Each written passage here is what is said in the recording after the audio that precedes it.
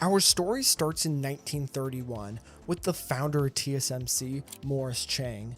He was born in Ningbo, China, but as the Chinese Civil War intensified and communist forces gained control of the mainland, Chang left China for the United States. He was accepted to MIT, where he earned his bachelor's degree and master's degree in mechanical engineering, and in 1958, he joined the semiconductor company Texas Instruments. He would go on to spend 25 years there, eventually becoming the group vice president responsible for the company's worldwide business. After being denied CEO of the company, another opportunity came up that he could not ignore. In 1958, the Taiwanese government contacted Morris to help develop Taiwan's growing semiconductor industry. At this time, Taiwan had been investing heavily in moving away from an agricultural-based economy and more towards an industrial economy. So in 1987, with the backing from Taiwanese government, Morris Chang founded TSMC. At the time, tech companies had to design and manufacture their own chips, but creating that manufacturing is very expensive. So that's why Chang decided to make TSMC a super factory. Basically, TSMC would make chips for other companies, saving them billions in manufacturing costs. TSMC barely grew in its first few years, and customers were far and few.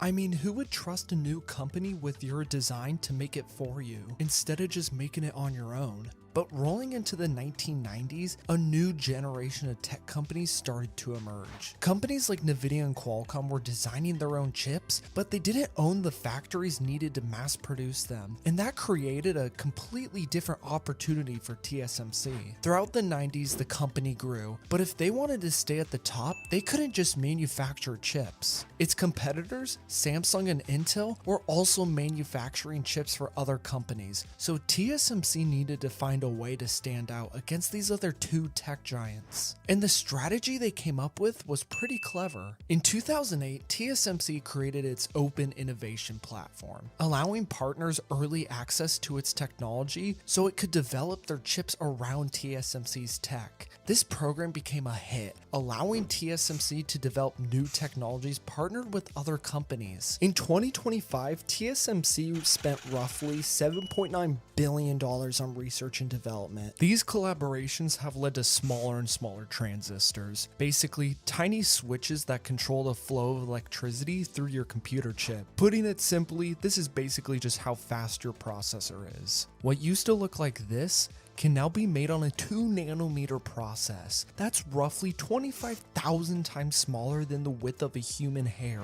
But if you've made it this far into the video, you probably know more about TSMC than most people do. So make sure to like and subscribe, because there's still a lot more to this story. Let's take Nvidia as an example. In 1998, Nvidia announced a multi-year strategic partnership with TSMC, saying they would help manufacture all future Nvidia products. But the relationship quickly became much more important. By 2003, Nvidia was calling TSMC its primary foundry partner, and Jensen Huang described the partnership as one of the key reasons of Nvidia's success. And this wasn't just a statement.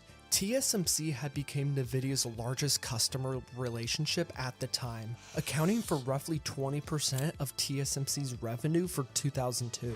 And that relationship has continued for nearly 3 decades. In 2026, Huang described Nvidia and TSMC as having worked together for nearly 3 decades to pushing the limits of computing. But manufacturing chips for companies like Apple and Nvidia required something else: scale. Each computer chip they produced is made up of a silicone wafer, and these wafers can be sized from 6 inches all the way to 12 inches, but each of these sizes have to be produced in their own separate factories. So that meant TSMC had to expand. Taiwan is still the company's center, with 4 12-inch wafer factories, 4 8-inch factories, and 1 6-inch factory. There's 2 in China, 1 in Shanghai and 1 in Nanjing, 1 in Japan, 1 under construction in Dresden, Germany, 1 in Camas, Washington, and 1 being built in Phoenix, Arizona. The expansion of TSMC has shocked the tech world and shows their domination in chip manufacturing.